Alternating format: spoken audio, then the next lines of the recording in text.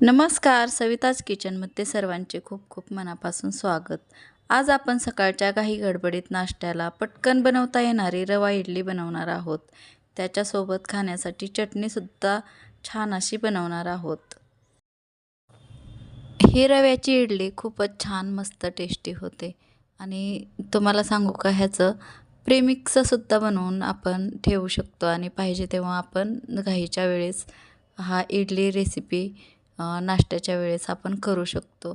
खूपच सोपी आहे आणि खायलासुद्धा खूपच छान आहे आणि स्पंजीसुद्धा छान होतात.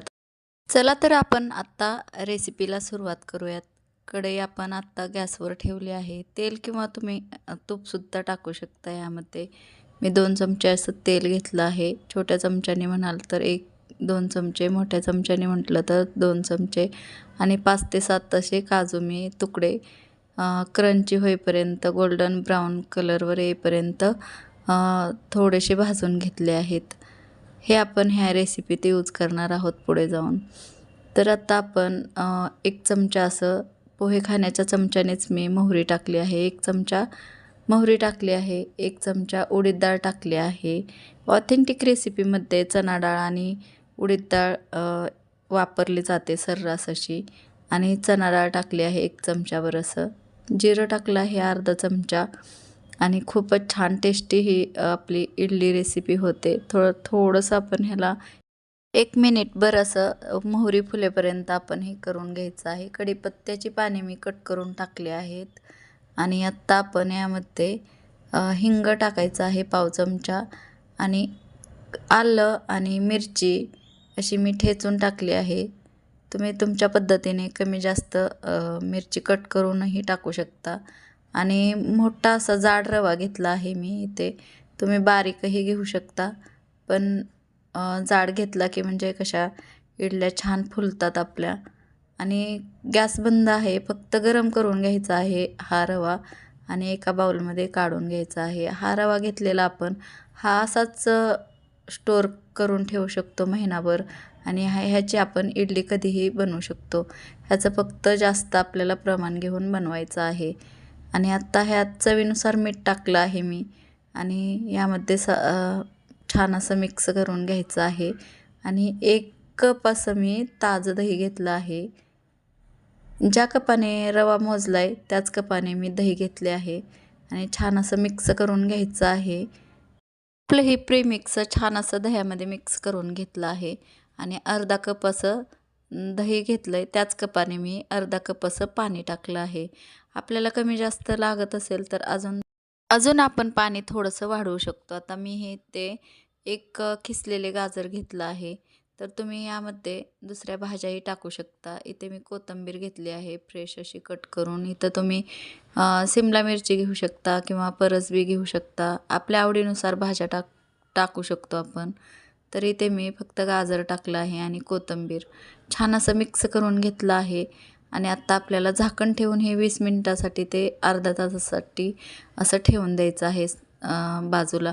तर इथे मी एक नारळाची चटणी करून दाखवते तुम्हाला. ओला नारळ घेतला आहे अर्धी वाटी. 2 चमचे भाजलेले साल काढून शेंगदाणे घेतले आहेत. 2 चमचे डाळं घेतलं आहे आणि त्यात आपल्याला आता जिरा पावडर टाकायची आहे. पाव चमचा अशी जिरा पावडर टाकली आहे. लसूण पाकळ्या टाकल्या आहेत. 2 ते 3 आलं टाकलं आहे 2 इंच आणि हिरव्या मिरच्या आवडीनुसार. पण मी 3 ते 4 अशा मिरच्या टाकल्या आहेत. थोडंसं पाणी टाकून अजून आपल्याला एकदा पेस्ट करून घ्यायची आहे बारीक अशी. एकदा बारीक असं भरडून घेतलं नंतरच पाणी टाकून मी मिक्सरमध्ये ही पेस्ट करून घेतली आहे. ह्या पद्धतीने जर केली पेस्ट तर खूप छान होते. मीठ टाकायचं विसरले होते तर ह्या स्टेजवर मी मीठ टाकलं आहे. चवीनुसार मीठ टाकायचं आहे. आपल्याला चटणी कशी घट्ट किंवा पातळ पाहिजे त्यानुसार आपण पाणी वाढवू शकतो. 2 चमचे गरम तेल करून घेतलं आहे आणि त्यात मोहरी टाकली आहे पाव चमचा, सुक्या लाल मिरच्या आणि कढीपत्ता. कढीपत्त्याशिवाय चटणी खूप छानच होत नाही. कढीपत्ता टाकलं की असं चटणीला खूप छान चव येते म्हणून कढीपत्ता स्किप करायचा नाही. आणि आपलं हे इडलीचं प्रीमिक्स चांगलं हे झालं आहे भिजून झालं आहे अर्धा तास आणि इथे मी इनोचं एक पॅकेट टाकलं आहे आणि त्याच्यावर थोडंसं पाणी टाकलं आहे, पाव कप असं.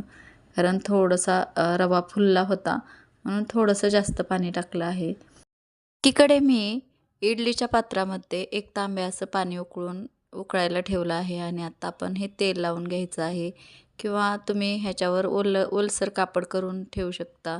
आता आपण भाजून घेतलेले काजू होते ना, थोडेसे फ्राय करून घेतलेत, ते टाकले आहेत आणि त्याच्यावर आपल्याला हे मिश्रण सोडायचं आहे. तर हे मिश्रण कमीच सोडायचं, माझ्याकडून थोडंसं जास्त झालं आहे. कारण ही इडली खूप छान फुगली जाते आणि छान अशी लागते सुद्धा, फ्लफीसुद्धा होते ही इडली. एकदा नक्की ट्राय करा.